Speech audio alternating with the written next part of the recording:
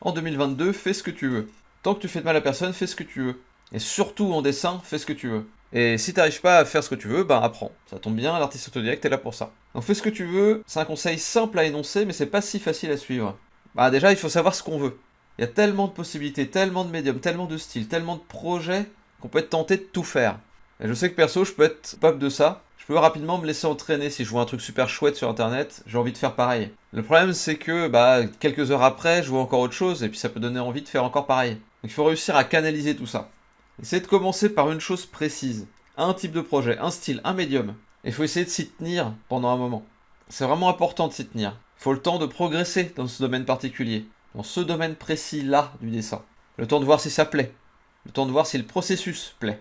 Parce que si le processus te plaît pas, c'est peut-être pas ce que tu dois faire au final. Je sais que c'est quelque chose que je vois très souvent. De s'auto-convaincre qu'il faut faire ça parce qu'on aime bien voir ce truc-là. On aime bien consommer ces œuvres-là. On aime bien lire ce type de BD. On aime bien jouer à ce type de jeu. On aime bien voir ce type de film. Mais par contre, le faire, ça ne nous plaît pas. Et dans ce cas-là, puisque le faire, c'est ce qui nous importe ici, si le faire nous plaît pas, il faut abandonner cette idée-là et faire plutôt autre chose qui nous plaît plus. Ensuite, si on sait ce qu'on veut, c'est déjà un bon point. La deuxième difficulté qui arrive, c'est qu'il faut s'autoriser à le faire. Parce qu'il va y avoir des pressions de toutes sortes qui vont s'appliquer. Déjà, il y a des pressions internes. Vous pouvez avoir des pensées qui vous bloquent. Par exemple, vous pouvez vous dire que vous n'êtes pas prêt. J'ai d'ailleurs fait toute une vidéo là-dessus, donc je vous conseille d'aller la voir. Ou alors quelque chose que je vois très souvent aussi, c'est des gens qui se disent qu'il va falloir savoir dessiner réaliste, ou il va falloir avoir toutes les bases techniques. Parce que dessiner réaliste, avoir un dessin ultra solide, c'est plus noble, entre guillemets. Alors qu'en fait non, vous pouvez dessiner des choses très simples. Si c'est ce que vous voulez faire, si vous voulez faire une BD avec un dessin très simple, faites une BD avec un dessin très simple. On peut faire du simple, et efficace, et beau, et que ça soit adapté à ce qu'on veut raconter. Et des fois la recherche de techniques comme ça, c'est plutôt une sorte de distraction, c'est plutôt une façon de jamais vraiment se lancer à faire quelque chose. Ça veut pas dire qu'il faut pas faire ça, si vous avez envie de dessiner réaliste, dessinez réaliste, et apprenez à le faire. Encore une fois, faites ce que vous voulez. Mais si au plus profond de vous, c'est pas ce que vous voulez, de dessiner réaliste, le faites pas. Vous vous sentez pas obligé de le faire. Vous vous sentez pas obligé d'apprendre toutes les techniques les plus poussées du dessin.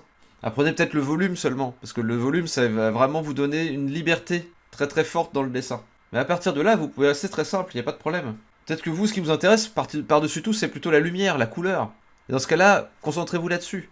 Et un autre biais, ça peut être de se dire que vous ne pourrez intéresser les autres qu'à partir du moment où vous allez être plus technique.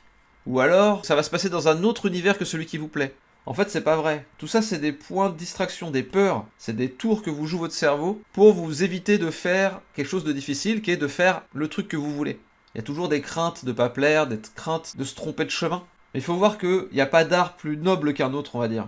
Et tant que vous travaillez à fond dans un domaine et que vous développez la qualité, vous allez trouver un public. La qualité attire le public. Et peut-être que la qualité que vous allez avoir, c'est plutôt de la qualité de la narration. Peut-être que ça va être plutôt dans le foisonnement de votre univers. Peut-être que ça va être justement par la lumière que vous allez attirer quelqu'un vers vous. Ou alors peut-être que ça va être par le dessin très réaliste. Peut-être que ça va être par les univers très cool. Enfin voilà, il y a plein de manières d'attirer du monde. Et si vous arrivez à développer quelque chose qui vous plaît, il y a de grandes chances que ça plaise aussi à d'autres gens.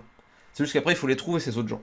Donc évidemment, vous toucherez peut-être pas les masses avec votre truc bien à vous, mais il n'y a pas forcément besoin de ça pour être satisfait de son travail. Il suffit de développer une petite communauté qui va être vraiment fan de ce que vous faites. Mais il y a forcément des gens qui ont les mêmes goûts que vous.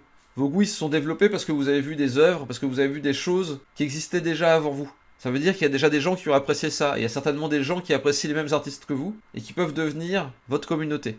Donc vous inquiétez pas, vous trouverez des gens qui aiment votre travail si vous vous concentrez sur le fait de faire quelque chose et de le faire bien. Parce que c'est ça le deuxième point important, c'est qu'il faut réussir à développer de la qualité là-dedans. Et ça vient vraiment avec l'expérience, avec le fait de faire beaucoup et de se concentrer justement sur un point précis. Dans les autres blocages importants, il va y avoir aussi notre image par rapport au monde qui nous entoure. Des fois ça peut bloquer très très fort. Parce que par exemple, imaginons, votre truc c'est peut-être le Fury, et peut-être que dans votre entourage, il y a des gens qui se moquent de ce domaine de l'art. Parce que j'ai pu souvent lire des sortes de blagues sur les gens qui aiment le Fury, et en fait c'est pas très justifié quoi. Pourquoi on se moquerait de ce type d'art-là plus que d'un autre? Peut-être que vous, ce que vous aimez, c'est dessiner du hentai. Peut-être que vous, ce que vous aimez, c'est dessiner du porno. Eh ben faites-le, je peux vous dire qu'il y a de la clientèle pour ça, il y a un public. Mais c'est sûr que c'est un peu difficile à assumer publiquement. Peut-être qu'au contraire, vous aimez dessiner des trucs super mignons, mais par contre que les gens qui vous entourent, c'est plutôt des gros virilistes, et vous avez peur d'être tourné au ridicule par des gens que vous connaissez. Donc tout ça, c'est vraiment un blocage qui est très difficile à combattre, c'est sûr. Mais au final, il faut voir que vous faites bien ce que vous voulez. Le dessin, c'est votre truc, votre univers. En tout cas, ce type de dessin-là, c'est votre univers. Et peu importe ce que les autres en pensent. Évidemment, dans les limites que j'ai précisées au début, tant que vous ne faites de mal à personne. Et tant que vous ne faites pas quelque chose qui est répréhensible par la loi. Mais sinon, pour tout le reste, c'est du dessin. Faites vraiment ce que vous voulez. Vous pouvez vraiment développer n'importe quel type d'univers, n'importe quel type d'histoire, n'importe quel type de dessin. Y a pas de problème, quoi. Mais si c'est un vrai problème pour vous, c'est vraiment un gros blocage, vous avez de la chance parce qu'on est dans une époque dans laquelle il est très facile de prendre un pseudo et de poster après sur le net. Et de la même manière, on peut aussi trouver des communautés d'à peu près tout et n'importe quoi. Et un autre point qui est super important, c'est qu'au final, on peut apprendre le dessin par un peu n'importe quel biais. Et après, on n'a pas forcément besoin des mêmes compétences suivant les domaines dans lesquels on veut dessiner. Ensuite, dans les autres blocages, mais là qui sont potentiellement des vrais blocages, il y a les réalités matérielles de l'existence, quoi. Vous avez certainement besoin de gagner votre vie, et sûrement que votre projet personnel, le truc juste à vous, ce sera pas rémunérateur dans un premier temps. Ça peut le devenir, mais dans un premier temps, il y a peu de chances que ça le soit. Mais ce que je dis en début, 2022, fais ce que tu veux, ça veut pas dire, en 2022, ne fais que ce que tu veux. Faites évidemment ce qu'il faut pour avoir un toit sur la tête, un frigo plein, et surtout pour prendre soin des gens qui vous entourent. Allez pas, genre, briser votre famille pour suivre votre rêve fou d'un truc complètement bizarre. Mais par contre, essayez de dénicher une heure par ici, une demi-heure par là, quelques heures chaque semaine pour développer votre petit coin à vous, votre petit univers, votre truc qui vous soit vraiment cher. Un petit coin pour souffler, pour vous régénérer, pour vous faire plaisir. Il y a sûrement du temps passif dans votre agenda. Quasiment tout le monde en a. Et ça peut être converti en temps actif pour ça, pour ce truc-là. Peut-être que vous pouvez vous lever une heure plus tôt le matin. Peut-être que vous pouvez remplacer une heure d'internet par une heure de dessin. Peut-être que vous avez pas mal de déplacements à faire en train ou en autre transport en commun et que vous pouvez prendre un carnet pour dessiner avec vous. Parce que tout ça au final, ça n'a pas forcément besoin d'être beau, ça n'a pas besoin d'être complet, ça n'a pas besoin d'être montré. Faut vraiment que vous enleviez toutes les contraintes qui peuvent peser dessus. C'est votre petit truc à vous.